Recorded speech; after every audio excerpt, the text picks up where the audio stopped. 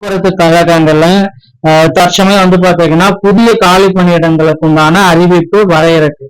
TNSTC 2026 notification வெளியிட போறாங்க மக்களே. சோ இதற்கு பாத்தீங்கன்னா இப்ப உங்களை தயார்படுத்திக்குவாங்க. சோ டிரைவிங் லைசன்ஸ் மற்றும் கண்டக்டர் லைசன்ஸ் இது பாத்தீங்கன்னா தமிழ்நாடு போக்குவரத்து கழகத்தின் வாயிலாக கொடுக்கறாங்க.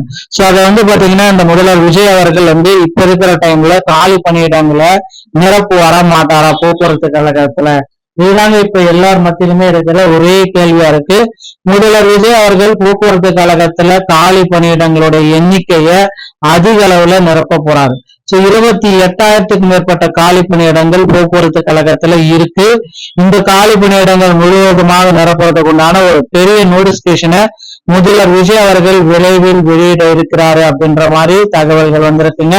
சோ நீங்க போக்குவரத்து கழகங்கள்ல ஜாயின் பண்ணணும் அப்படின்னா சில விதிமுறைகளை பின்பற்ற வேண்டியதா இருக்கும். என்னென்ன விதிமுறைகளை போக்குவரத்து கழகங்கள் வாயிலாக நீங்க பின்பற்றணும் அப்படின்றத பற்றி தான் இப்ப நான் சொல்ல போறேன். சோ உங்க அருகாமையில் இருக்கிற ஆர்டிஓ அலுவலகத்தை அணுகி நீங்க டிரைவிங் லைசன்ஸ் மற்றும் கண்டக்டர் லைசன்ஸ் இரண்டுமே எடுக்கிற மாதிரி பார்த்துக்கோங்க. சோ கண்டிப்பா பாத்தீங்கன்னா டிரைவிங் லைசன்ஸ் மற்றும் கண்டக்டர் லைசன்ஸ் ஆர்டிஓ அலுவலகம் மட்டும்தான் கொடுக்குறாங்க. கண்டக்டர் லைசன்ஸ் பொறுத்தவரை பாத்தீங்க அப்படின்னா உங்களுக்கு தமிழ்நாடு திறன் மேம்பாட்டு கழகங்கள் வாயிலாக மட்டும்தான் இந்த கண்டக்டர் லைசன்ஸ் அப்படின்றத உங்களுக்கு ப்ரொவைட் பண்றாங்க. அதனால தமிழ்நாடு திறன் மேம்பாட்டு கழகங்கள் வாயிலாக கண்டக்டர் லைசன்ஸ நீங்கள் பெற்றுக்கொள்ளலாங்க. சோ கண்டிப்பா பாத்தீங்கன்னா போக்குவரத்து கழகங்கள்ல இந்த மாதிரியான புதிய விதிமுறைகளை நீங்க பின்பற்ற வேண்டியதா இருக்கும். ஓகேங்களா? சோ கண்டிப்பா போக்குவரத்து கழகத்துல சில விதிமுறைகளை பின்பற்றிதான் காலி பணியிடங்களை நிரப்ப போறாங்க.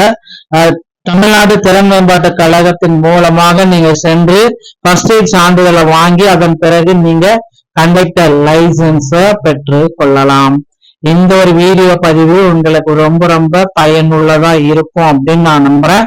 சோ போக்குவரத்து கழகங்கள்ல நீங்க விதிமுறைகளை பின்பற்றணும், கண்டக்டர் லைசன்ஸ் டிரைவிங் லைசன்ஸை வாங்கணும், ஏஇ டெக்னிக்கல் அசிஸ்டன்ட் இப்படி அனைத்து பணியிடங்களுக்கும் விண்ணப்பிக்கணும்.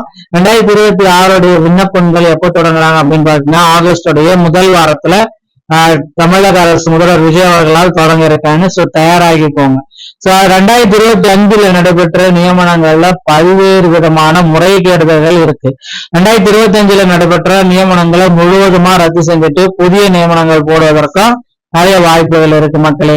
சோ இந்த மாதிரி டிஎன்எஸ்டி சம்பந்தப்பட்ட செய்திகள் அனைத்தையும் நீங்க உடனுக்குடன் பெற நீங்க நம்முடைய சேனலோட இணைந்திருங்கள். மீண்டும் நல்ல தகவலோட நான் உங்களை சந்திக்கிறேன். நன்றி, வணக்கம், தேங்க்யூ.